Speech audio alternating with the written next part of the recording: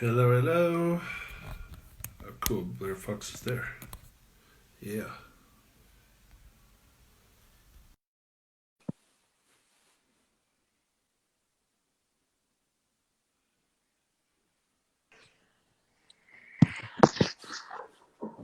How's it going?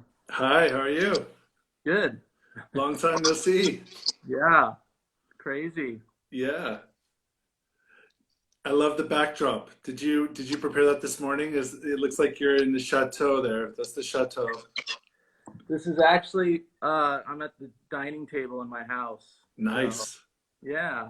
So my wife likes to decorate, so it's all her. It's lovely. Yeah. It's Yeah. really nice, but it does have that feel of like a nice Bordeaux chateau. You got the bottles up there and the chandeliers. Yeah. So how are you? How are you doing? Good. It's kind of a definitely an adjustment with everything. Are you actually in Spain right now? Yeah, yeah, yeah. I mean, I moved to Spain. I met my wife in Italy when the summer before I finished UCLA, and then I moved back just to finish up a couple things and save up some money. And then I moved to Spain in 2002, May of 2002, and I've been here ever since. Wow. Yeah, Awesome. yeah. Yeah, I mean, it's crazy. I mean, I lost track of you after high school, and a lot of people too, of course. But I was so surprised when I fell in love with wine, uh, and to find out that some other friend of mine is making wine uh, and is fully committed is really Yeah. cool. It's really really cool. Do Yeah. you know anybody? Do you know anyone else from Santa Barbara that perhaps I might know that is in the wine industry or in the wine world? You know, John Bargell. Do you remember John Bargell? He was for a minute, but I haven't seen him in a long time. And you know, I'm trying to think. Not really. I mean, on the winemaking side, no. There's really nobody really went that route. Even with Cal Poly right next to us and everything. So it's kind of funny. Like, not a lot of locals really went, that direction. Yeah, it's funny because I mean, you think of other wine regions of the world, and a lot of the cellar rats are people from that village. I mean, they're Right. and the wineries are the third, fourth generation, or and it seems kind of odd how few Santa Barbarians actually are making wine in Santa Barbara. You're the lone dog, man. You're the or the lone fox. The lone fox. You're the lone Yeah, I fox. was, I was talking to Matt Ketman, and he was going to do some sort of story or article on that, and he rattled off a couple that I didn't really realize. I think there's a couple that grew up in San Ynez that have stuck around. I think like possibly Tara, who makes wine. She's Chumash, and so she makes wines, Oh yeah, keto wines. I think she grew yeah, up here. But yeah, in terms of like Santa Barbara High, um, I think like Drake Whitcraft, he grew up in Santa Barbara, that's but I, true. I That's didn't true. know I didn't know him or anything in high school. So Right. quite a bit younger than me. And then yeah, but You're yeah, you're not that old, man. You're not. I feel like it. You're very accomplished, but you're not. I don't think you're that old. I mean, and working as hard as you do. Is it me or do you have a little sunglass? Oh yeah, Uh, the raccoon there, been out in always. the sun. Yeah, I've always have like red cheeks and sunglass tan. So I wear sunglasses all the time. I mean, it's pretty sunny around here, first of all. Totally, You totally. know, I think playing water polo my whole life and being at the beach, I think my eyes are just sensitive to sun now. So I have to, yeah, I'm always squinting and, if it's too light out. So I definitely have this permanent sunglass. you I know. thought that was just me. I thought that was just me because I feel the same way. Like being a beach bum my whole life, I'm so sensitive to the sun. Like just my skin, like I feel like it burns me. You know, when I'm out and like really absorbing the sun, and I think that has something to do. Like I just saturated myself or something as a kid growing up in Santa Barbara. I don't know. Yeah, I mean, it's probably not going to be good moving forward and getting older. I know my dermatologist. I'm probably going to get to know him really well as I get older. But So you can't have everything, Blair. I mean, you have a good head of hair there. So and nice, beautiful smile with beautiful white teeth. So you can't, you know, you gotta pick your battles, man. yeah, yeah, So for everybody out there, I mean, I put a picture here of your Grenache, cool. um, of your label. So you make Blair Fox Cellars, um, and that is your name. It's not just a brand. Um, but and you're making wine in Santa Barbara County, obviously. But I don't want to bore you, but take us back. So we were both at Santa Barbara High. You were playing water polo. I was playing everything. We were both enjoying life. And you finish high school, and what happens? Where do you go from there? Well, I actually wanted to play D1 water polo. So, you know, I got accepted to like Harvard and Johns Hopkins and Brown Inshallah. and Nice. all of that kind of stuff. You know, I worked hard in high school, got good grades, and but I really wanted to play D1. So, and Pete Snyder, who was the coach at UCSB, recruited me, and I ended up going there and playing with him. And at the time, I was dating Sarah, who you know was my girlfriend as seniors Forever. in school, and then so I didn't really want to go back east, you know, and leave her. And here we are, married 21 years, you know, already. So it's just crazy, you know, how time flies. But I was kind of pre-med, really. You know, I mean, I was taking all the biology coursework and all the OChem and biochem and genetics and all that kind of stuff and all the heavy-duty math courses. And then the water polo program, I played 2 years for Pete, and then he got fired, and the program kind of fell apart. And then so I ended up transferring to UC Davis.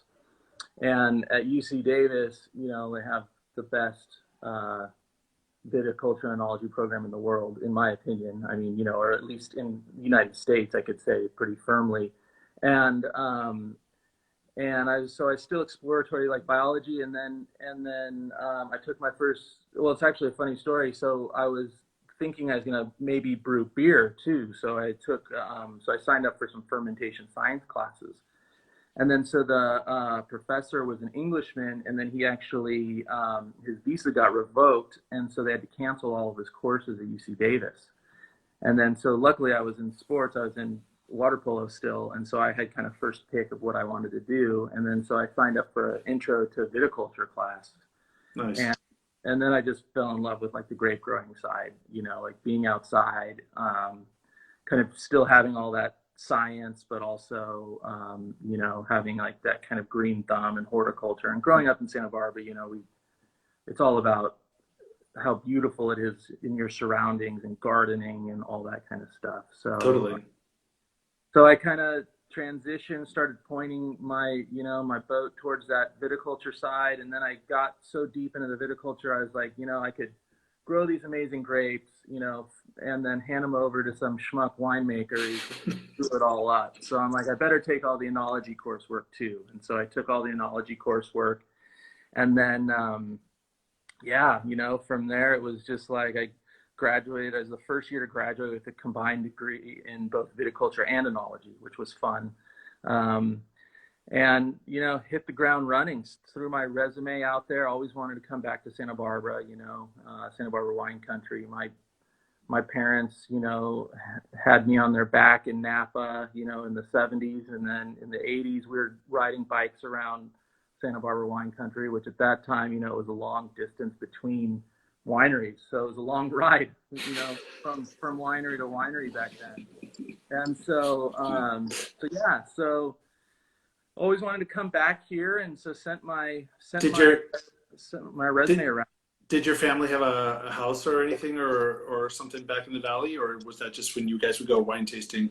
No, they just were always, fans of wine. We grew up with wine on the table. They would drop us off at grandma and grandpa's and head out to Italy or France, or Nice. Germany, and bring all these crazy wines back and go to Napa, go to Sonoma with friends, and so there was always just wine. They actually really started falling in love with Paso Robles a lot too, and so like we would go out there quite a bit. But yeah, just just loved wine. That's cool. That's like my parents too. I think that's actually kind of one of the problems here in Spain. The consumption is going way down, and with Hmm. each generation, the young people are, either into drinking beer or drinking, just what we call sort of, mixing rum and cokes or lemon soda and vodka and stuff. And I think part of it is just not being in a household where wine's part of the daily dinner, or part of the culture of the family, or the lifestyle.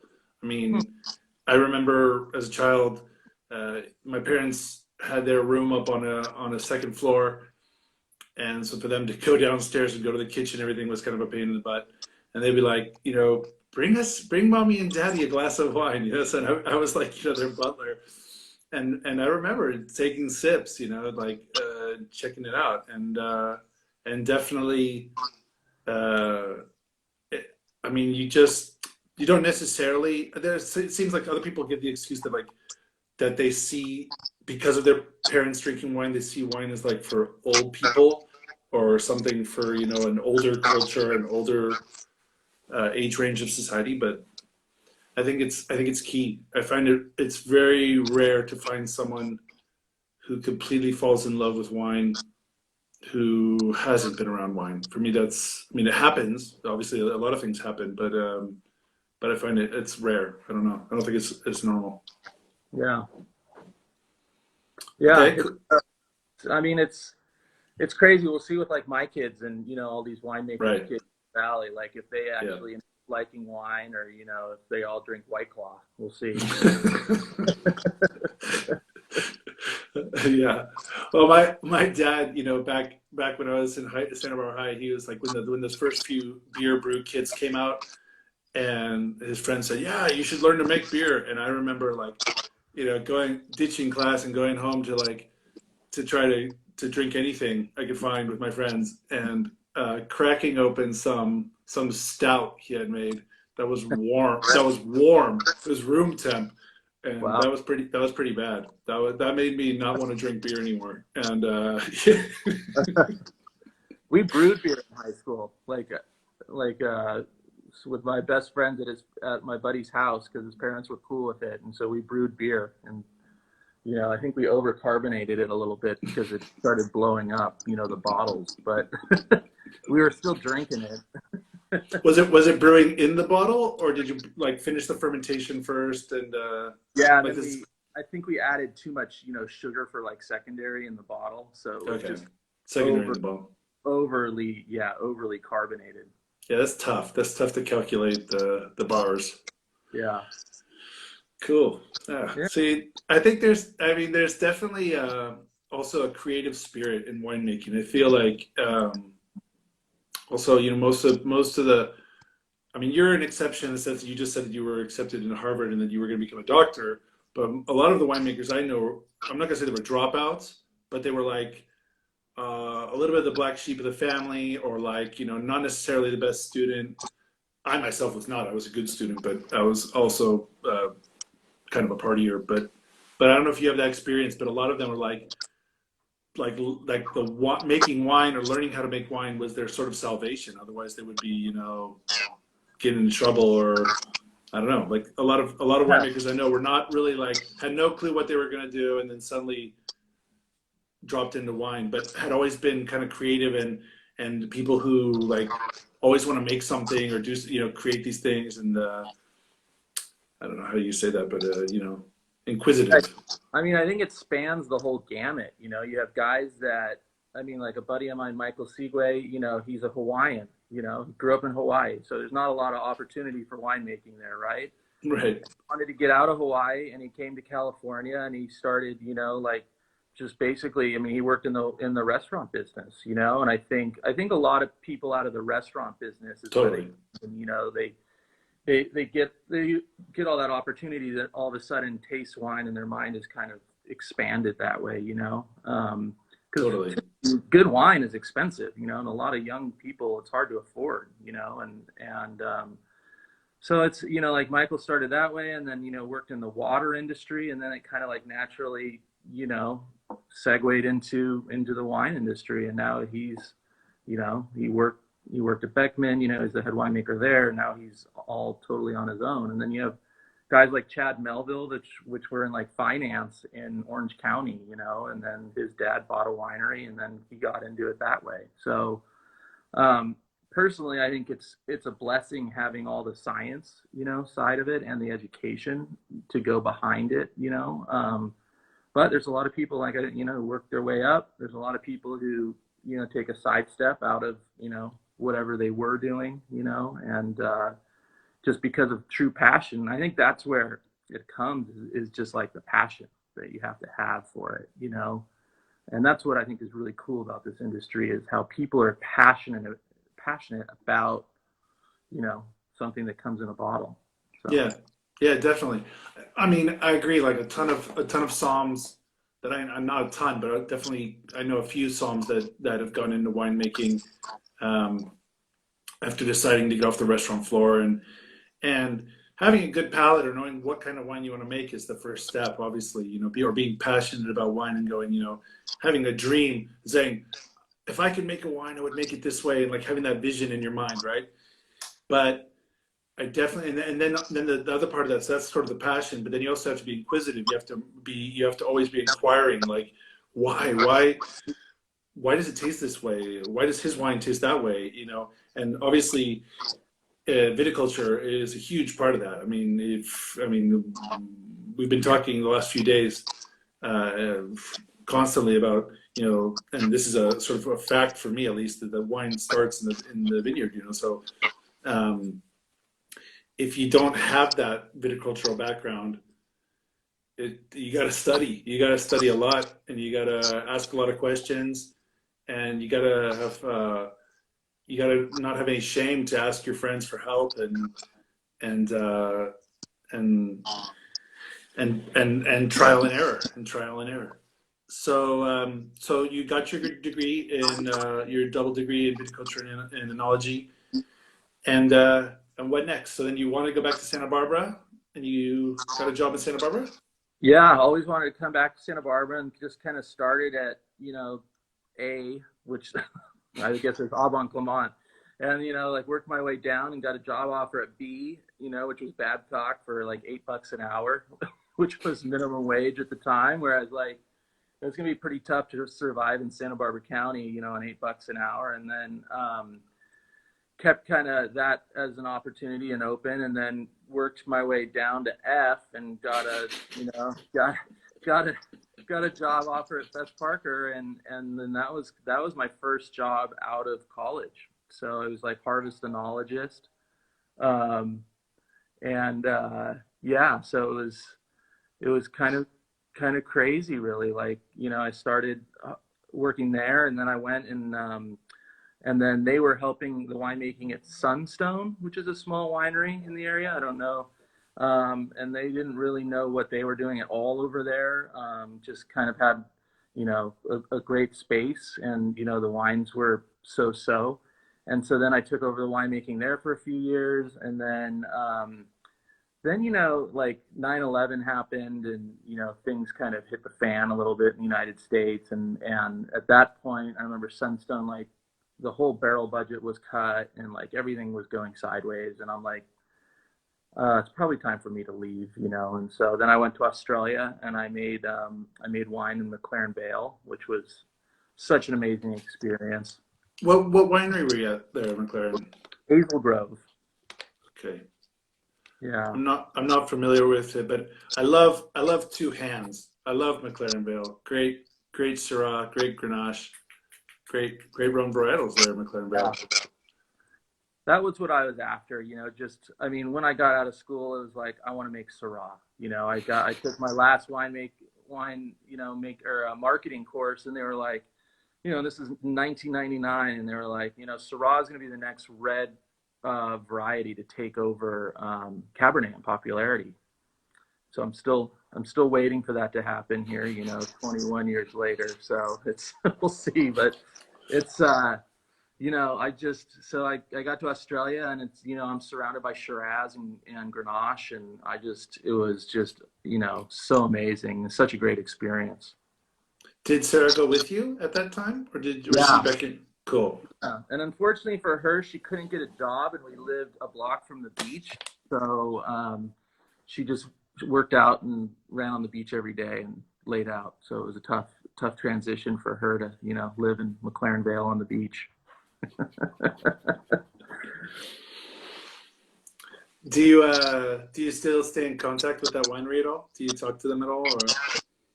Or? With people from the winery, yeah. Like, I made friends there that I'll have forever, which is crazy. Like, I had a buddy who visited us last year, here, that was in 2003. So, this is what, I don't know, I can't do the math right now, but he came out last year. He was living with his girlfriend in Canada, and he was having to go home because his visa was expiring. So he just drove from Canada across the United States and came and visited us and stayed with us for 2 days, and then got on a plane in LA and went home to Australia. So it's just so cool, like, having those contacts, obviously on Instagram and all these social media. It's easier now. I have a buddy, Anthony, and, who he works in McLaren Vale still. And I have another buddy who I worked with there, and he works in Margaret River. So it's just, I'm looking forward to actually going back and taking my kids and, and visiting all these guys and all those amazing places. Yeah, it's a amazing place. It's super far away, but it's a really, really cool place. Yeah. Like, I remember I fell in love with Sydney. I was like, because the water looks cold. I mean, the bay, you think it's like San Francisco, and you finally get to the beach and you get your feet in the water. You're like, oh my God, like, I gotta live here now. Can I move here now?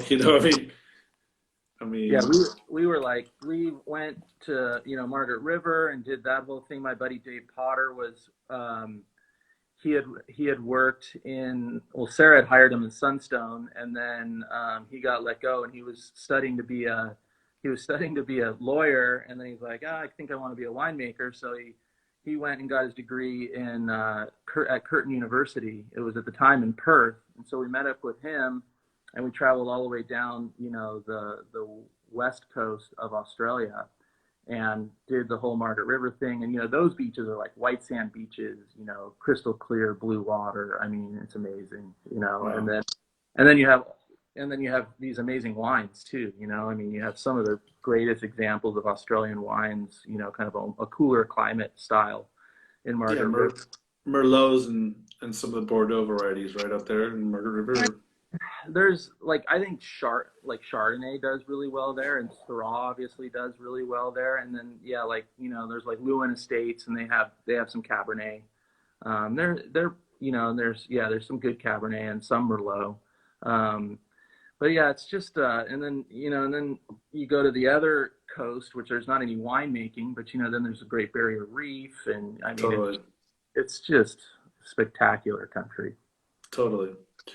When I've been listening to you, I've been thinking, like, of all the support you've had from your family and your wife. I mean, what did your parents think when you told them you were going to not study medicine and you were going to study fermentation? And well, they were actually pretty supportive.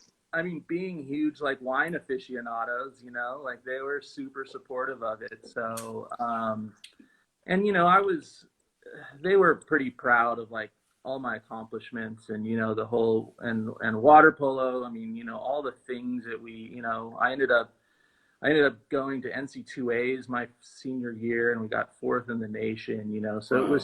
it was just a lot of great accomplishments. And then they were huge fans of my water polo career. And then, so I think like then once they actually got into seeing how much and how diligent I was on the winemaking and viticulture side, you know, they were super into it. And then, I mean, and then we planted the vineyard, you know, and after I got out of school and came home, you know, and we planted a vineyard. They moved out of Montecito and they moved to the valley and bought a 20-acre ranch, and I planted this amazing vineyard on the property.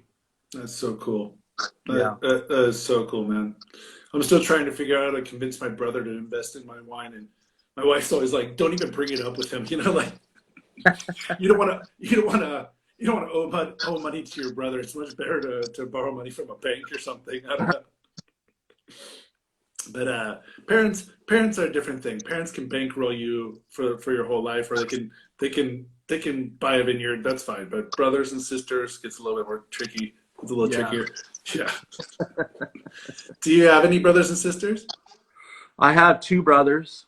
So they both went to Santa Barbara High, and then one graduated in like '95. He's 2 years younger than me, and then one is 10 years younger. Oh yeah, yeah. No, I forgot about your brother. I didn't actually play on the same team as him. He played football, right? Yeah. Yeah, yeah. I remember or I maybe sat the bench when he played one year. Like when he was finishing his senior year, I think I got to go up to varsity just for like the CIF championship, not championships, but you know, whatever tournament, Yeah. what do they call it? Yeah, yeah. Yeah, Oh, cool. Brandon Fox. Brandon, yeah, yeah, totally. Um, and they have nothing to do with wine, right? They're not in the wine business at all. No. But my brother got more into the marijuana side of the agriculture.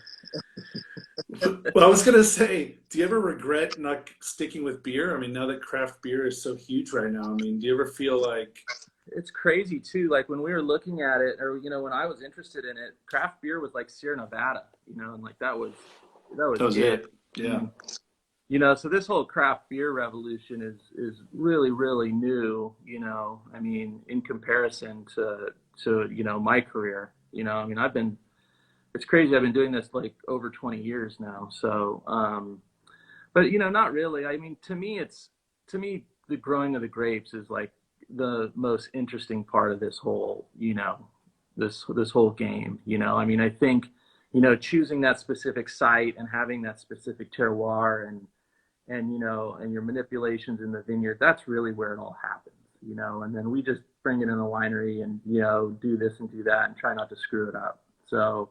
I mean, it's with beer, it's, you know, I mean, I don't want to put beer down, but it's like with wine, you get one shot, you know, you right. get one shot one time a year. It's all about that specific vintage, you know, what Mother Nature threw at you that year. Beer is more of a recipe driven, you know, like it's 9% water, you know. I mean, we take grapes and we turn them into wine, and it's all about that, you know, what's grown, where it's grown from. I mean, it's a truly, you know, something I think very, very different, you know, than beer. And then the other thing is you know, how different it is all across the world, you know. I mean, and it's so Totally. amazing to travel to a specific place and taste, you know, those wines from that place. I completely agree. I did a short video tasting today of a Cabernet from Argentina, and I love it because it's like you get to travel. I mean, you get to travel in a glass, and it sounds, you know, kind of cheesy, but it's true. I mean, you're suddenly transported to. We have someone there from Argentina. You're suddenly transported to Maipu, to Mendoza, and you're thinking about the Andes Mountains, and you're thinking about the altitude, and you're thinking about what kind of soils do they have there? Why does this Cabernet taste the way it tastes? Why doesn't it Right. taste like a Cabernet from the left bank? You know, what's going on there? Like what's in this bottle? And once you've been to those places, then it's this total connection, like seeing an old photo or listening to a song that you listened to on the radio when you were in a special moment of your life, you know, or that dish you had, you know, something that just clicks and a synapse in your mind, and you're immediately transported back there. I mean, every time I'm fortunate enough to have, I got bad news today because I was supposed to receive a nice Syrah from Washington State in the mail, and they things are pretty crazy over here with coronavirus, so I forgive them, but it didn't arrive. Oh man. I got a bottle of Bordeaux instead, which is okay. But I was looking forward to that. But I mean, like every time I drink California, I'm transported back to California. I mean, if I love Napa. I really just only been to Sonoma like once, but I mean Santa Cruz Mountains, driving up Big Sur, going through Carmel and even when you drive through Salinas, you're in the Santa Lucia Highlands, and then you get down to El Paso, and the weather changes immediately. Then you cross over the hill, and then you're in sort of in Edna Valley and San Luis Obispo, and again it changes completely. Or if you go Big Sur, you're up by Cambria, it's like completely different. Yeah. Then you get into Los Alamos, you get into Lompoc, and it's completely different. I mean, uh, California's amazing that way. I mean, it's funny how uh, one of the things I love about living in Europe, which I don't actually take enough advantage of, is being able to travel to different countries which are so close by. And it's like the distances are so far in the United States. If you want to go see something different, you're like driving a car for 7 hours, or 6 hours. But not in California. I mean, really, California, it's like in just an hour or 2 hours, you're in a completely different realm, different environment, different climate. So yeah, wine has that power. Um, so obviously you grow Syrah, you grow Grenache because we've got the bottle right here.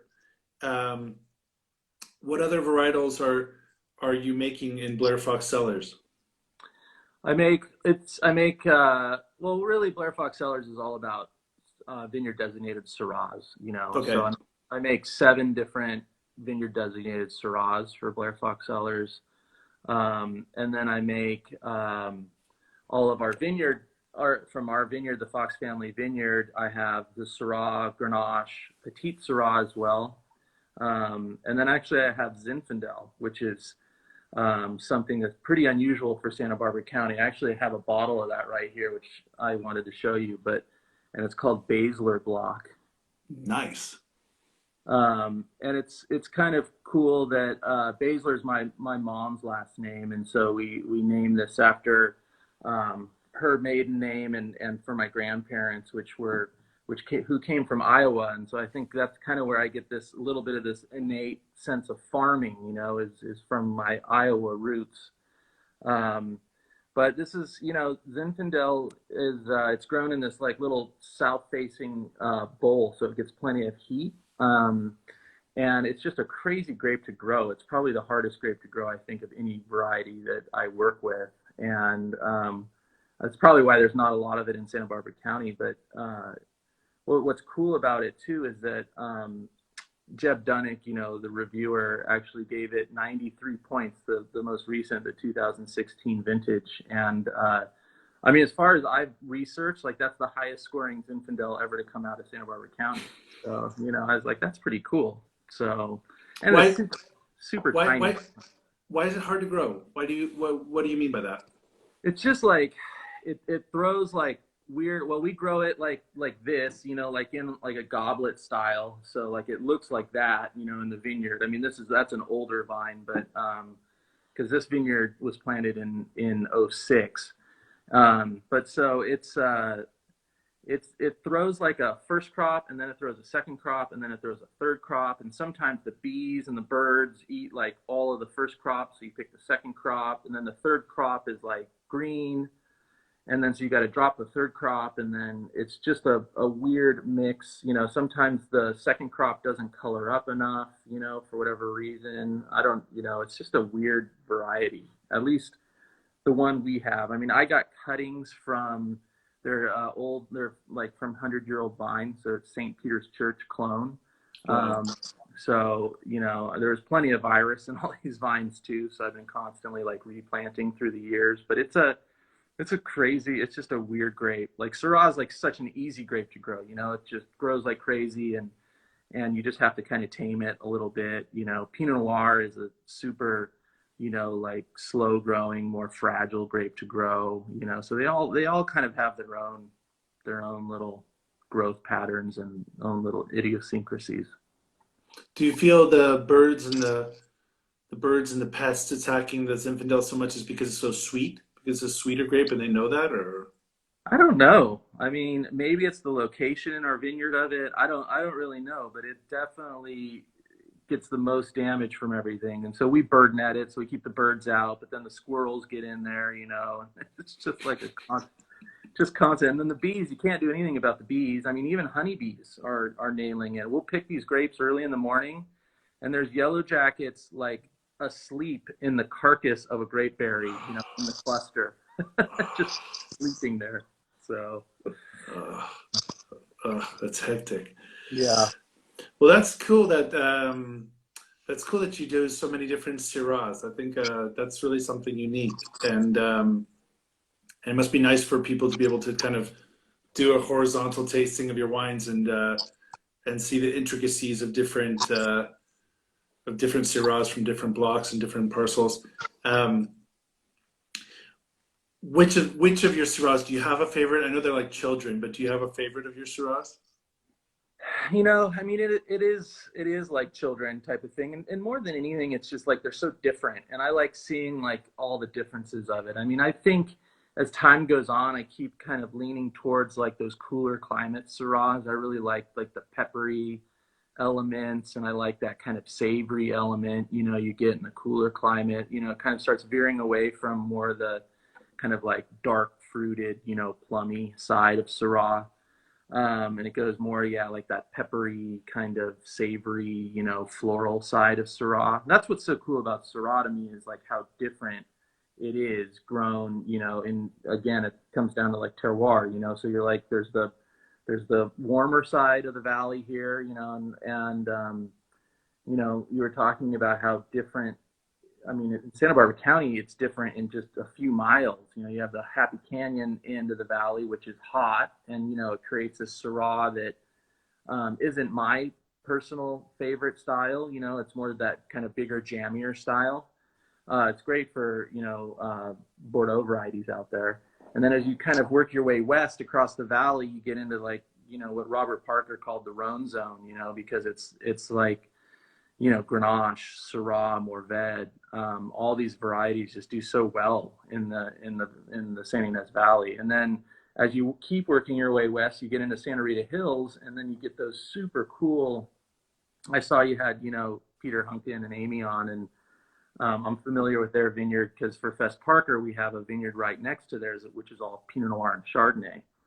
And then it's a super extreme site, and it's very cold. I mean, it's not just cool, it's cold out there. And so like you get out there and it's a totally different style of Syrah. Definitely. Someone here was asking. I think it's an interesting question. You were talking about the yellow jackets and the honeybees, and I know that you grow organic.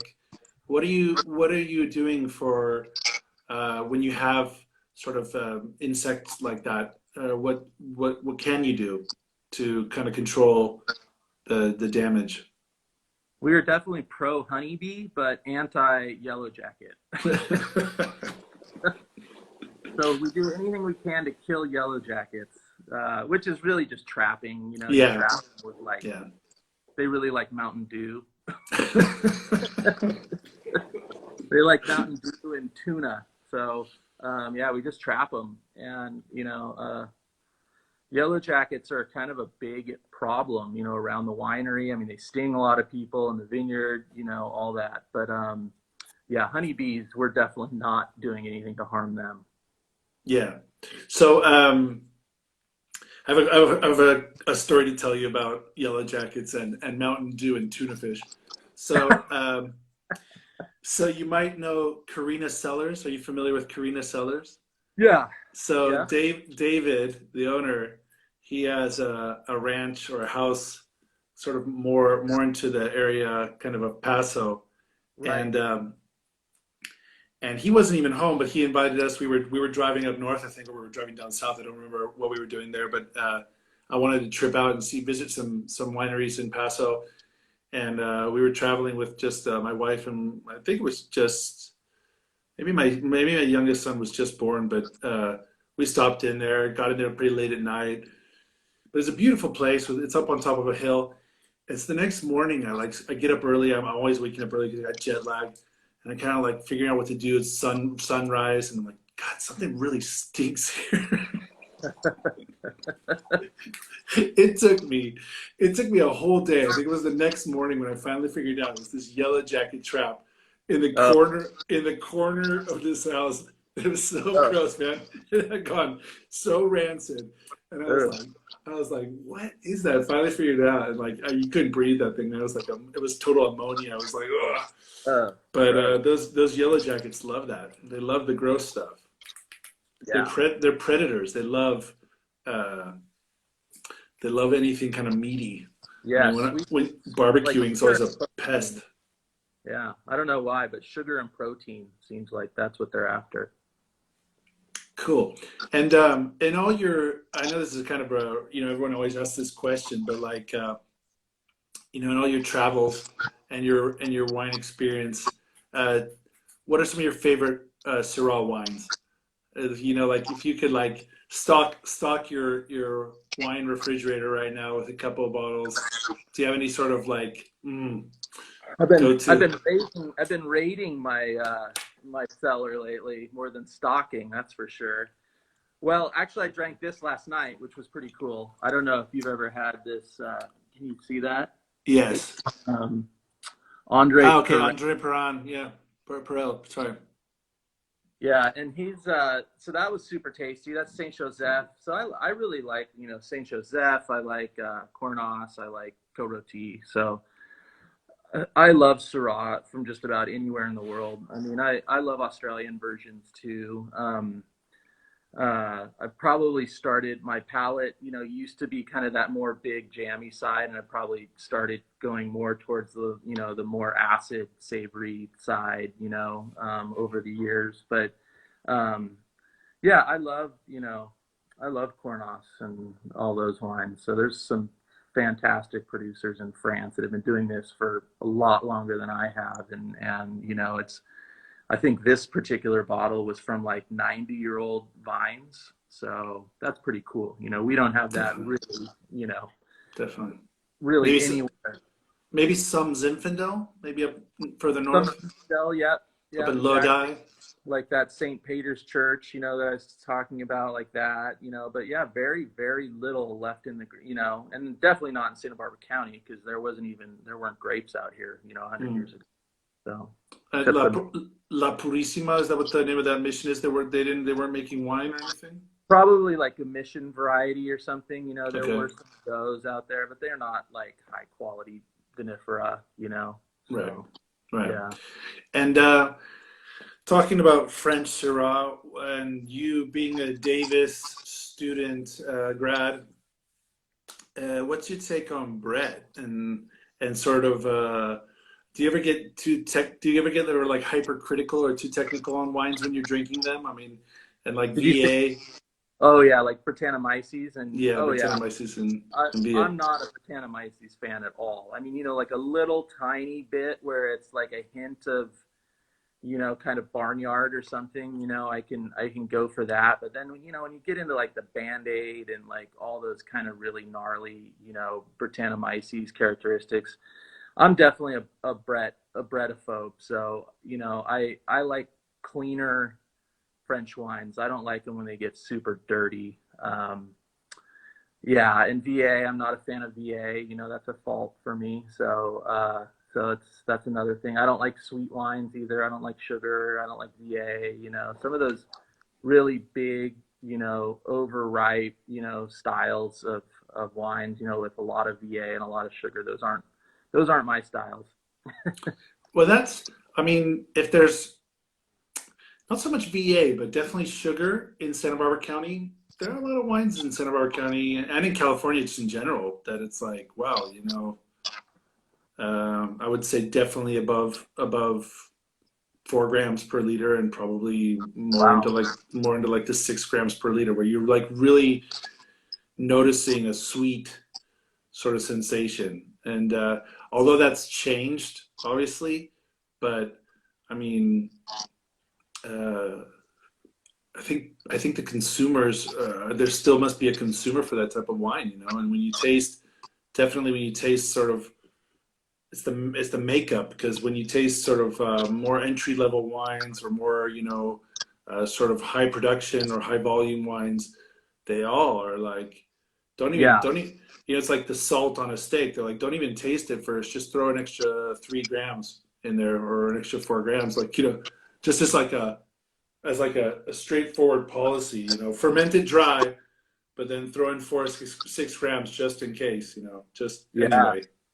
Uh, I mean, the American palate still has that like Coca-Cola palate, you know, like they like sweet. And I know, I mean, a lot of larger production wines, a lot of like high-end Napa cabs, you know, I mean, I've tasted through stuff that you're like, wow, there's a lot of sugar in this wine, you know, and mhm.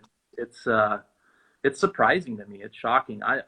You know, I don't like that style of wine, you know, like if I have Cabernet, I like it more on like the lower alcohol, um, you know, kind of more refined style too. So, you know, more like Bordeaux. So, talking about refined, in your history of winemaking, you were named as the Andre, I don't even know how to pronounce this, Shilachef Winemaker of the Year. Yeah. Tell us a little bit about that. How did that happen? Did someone just randomly choose you, or did did No, you? so we entered wines and it was between like I think it was more based on Fess Parker and Epiphany, and the Okay, wines were entered into the San Francisco International Wine Competition, which was the largest wine competition in the world. And then so from that competition, I think they take who amasses like the most gold or double gold medals or whatever. And who gets like, you know, I got like best white wine in the show, best red wine in the show. So things like that. And then they gave me that. I think that was 2008. yeah, Uh, yeah, yeah. So that was the Andre Telechev. So Andre Telechev, you know, Telechev. yeah, he was the guy who basically made wine for BV, you know, like back in the 60s and 70s, kind of like the grandfather of the California wine industry. Yeah, for sure, for Yeah. sure, for sure. Um, and he was even part of. Oh, come on, Cooper. Uh,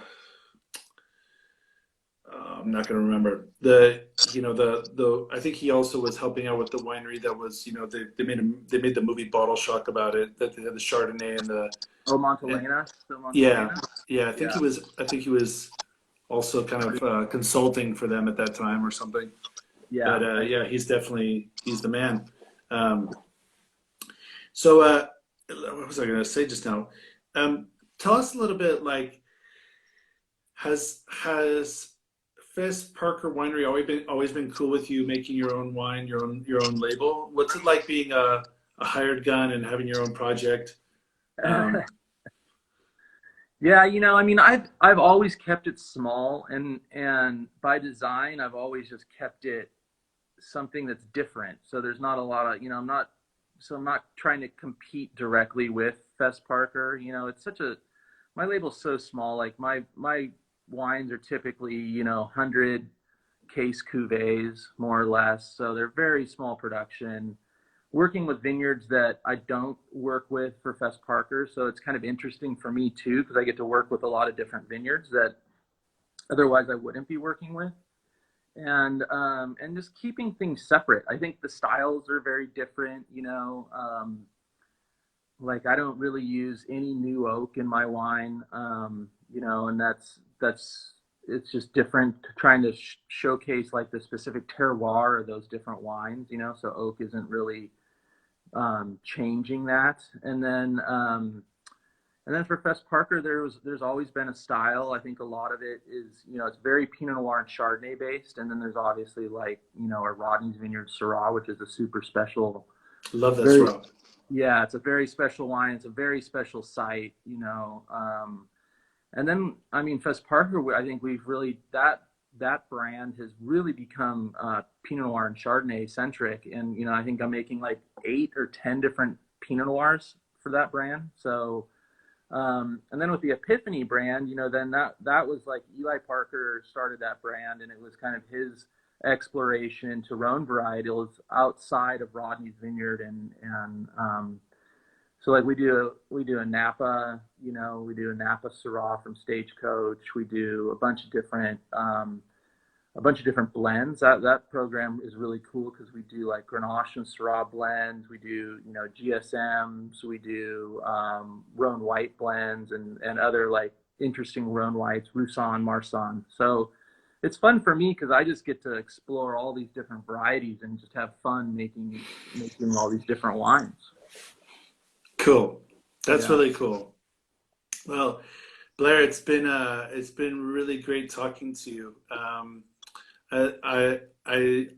excited to hear that you're doing all these things and that everything's going so well for you, and it's also cool like to hear kind of your whole history and like how you started each project and how you got into each project, because it's not, it's like a lot of people we've been talking to these days, they've got their own project. It's like Dragonet or Storm or the Joy Fantastic and Holos Polos. It's like they just make the wines there. They're not working at another winery. And so I thought it was really interesting to have someone like you on, who's as we say in Spanish, tocando tantos palos. You put on a different hat. Like now it's the Pinot Noir and Chardonnay hat. Now it's the Syrah hat. Now it's the Rhone blends and the white wines hat. So it's really cool to talk to you and to hear about everything. And I just hope that you guys are okay. And are you still working right now? Are you at the winery at all? Or are you allowed to? The winery is still open because I think I heard you say this the other day too, like in the US, the wineries are still open because we're considered like critical and essential business, because we supply the grocery chain. So we're still operational. The guys are wearing masks and gloves, and we're bottling, and I'm blending wines, and well, I'm also doing a lot more of this kind of stuff. I have more time on my hands than I used to, so there's a lot, and frankly, communication, you're not sitting down in meetings anymore. So you're doing it via Zoom or via, a conference call or something like that. So, so it's interesting. I mean, it's definitely a big change. And everybody so far, there's very few cases in Santa Barbara County, which is great. And hopefully people are staying home and staying safe, and hopefully we'll nip this thing in the bud, because not having any tasting room sales is definitely going to hurt, is going to hurt all of us. So we're trying to do our best to kind of, do online orders and, pick up and curbside and stuff like that. Yeah. Well, I mean, it would be kind of sketchy or kind of interesting to see all the tasting rooms open, but no restaurants open. People get hammered pretty quick there. Yeah. No cupcakes, no sandwiches there at the market. People try, I don't know why. I'm hammered. I mean, you can live off of wine, but it's probably better to have some bread and have some food with it too. So you have to bring your lunch box with you when you go wine tasting. Yeah. Well, we'll see whenever that happens again, man. I don't know. I think it's going to be a while. So. Yeah, it's gonna be tricky. I mean, I can imagine. I can imagine like the face masks are gonna be with us for a while, for sure. I foresee that. I mean, even if like we're allowed to go back into society and be with people, I feel like we're all gonna be walking around with face masks on for a while, because it's just like you still got that in your mind, in the back of your mind. It's like one person coughs, everybody's gonna be like, on their tippy toes, or like, take a step back and just be like, whoa, get away from me, like. Yeah. How's the feeling in Spain right now? Because I mean, I know Spain So Spain. The reason why I was trying to figure out the right time to do these videos. We do it at 8:15 rather than 8 because every day at 8 o'clock p.m. people go out on their windows and their balconies and applaud the medical staff and all the policemen and firemen and ambulances and everybody working to protect and to save people. Um, we just had the quarantine extended till the 24th of April. Um, but you go out on the street and there's absolutely no one. I mean, there's like no one. People are really respecting the quarantine. And here it's a little bit different because the majority of people live in a city and the majority of people live in an apartment building or an apartment. So at the very beginning of sort of the notion that there was going to be a quarantine, the virus actually spread to a couple of coastal regions because of the people from Madrid. That like the virus first really attacked Madrid, and so the Madrileños, the Madrid people, citizens, they a lot of them have their second home on the coast for summer vacation, so they all went like directly thinking, oh great, this is like vacation, and I'm going to go to the beach and I'm going to stay there for the quarantine. Right. And so they brought the virus with them. So Huh. areas like Valencia and Murcia, which is farther south on the Mediterranean coast, got hit kind of hard at the beginning. Also, a region outside of Barcelona, so it wasn't actually on the coast, had a really bad quarantine, like complete shutdown, like nobody could go in or out. But they say that we've we've hit the mesa, we've hit the peak. So that's what they say. Um, Obviously, I know people who have had it or who have it, Hmm. and it's no joke. I mean, um, it's really there are a lot of people that they say there are a lot of people that are asymptomatic or that don't have symptoms. But when you have the symptoms, I mean, like the fever is a fever. There's nausea. The coughing is constant.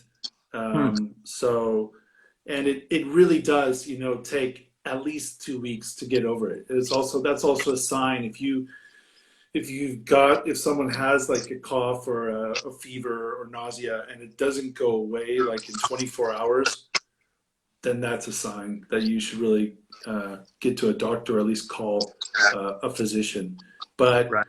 um, I mean, I've been driving around because I've had to bottle my rosé. I have to label a Grenache of mine this week, and I saw this father and son on their balcony, uh, kind of running laps. Like it's just a tiny little L-shaped balcony, and they would like when you swim laps in a pool, and you kind of like Right. you touch one end, and then you go, okay, let's go back to the other side. And they were just running back and forth. It was like it was kind of sad, and that's hopefully I think one of the first when they talk about like how people are going to get reintegrated back into society or how they're going to allow us to go out. I think the first and foremost would be allowing children, families, to have some type of like block of time a day when older people should stay home and younger people can go out with their kids because the kids are stir crazy. I mean, we're fortunate enough to have a little terrace where they can go up and breathe some fresh air, but a lot of people don't. A lot of people just have a window, Wow. and some people don't have a window to anything nice or to the street. They have a window to an indoor patio, and that's it. Right. Wow. Um, so, and then like yourself, I mean, I've been super busy because you're taking care of the kids, you're working at the same time, everybody's video chatting and wanting you to video chat, and just watching so many memes. I don't have enough time to watch all the memes I'm left. Before time runs out, thanks so much, Brandon, Blair. And it was really cool seeing you. I was just got your brother and you mixed up there, so it's okay. And say hello to Sarah for me and thank her for your time. And look forward to seeing you and tasting all your wonderful wines.